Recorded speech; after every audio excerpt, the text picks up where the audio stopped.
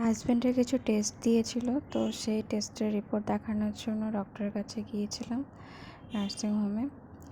সেখান থেকে অনেকক্ষণ বসে থাকার পরে দেখাতে পারলাম, কারণ ডক্টর ছিল না, বাইরে গেছিলো।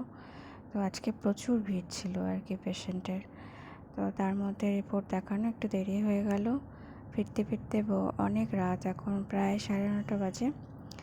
তো এসে আমার আর কিছু খেতেও ইচ্ছে করছিল না, তাই একটুখানি নিজের জন্য আলু ভাজা করে নিলাম। আর আলু ভাজা বলতে যে নরম নরম যে আলু ভাজাটা হয় সেরকম ভালো লাগে না আমার, একদম কড়কড়া টাইপের, একদম ছাকা তেলে ভাজা হবে এরকম ভালো লাগে। মানে যেটা এই যে খরমর খরমর শব্দ হয় আর কি, বেশ একদম খড়খড়ে যেগুলো আর কি, মুচমুচে, সেরকম একটু আলু ভাজা করে নিলাম। এই আলু ভাজা দিয়ে খেয়ে নেবো।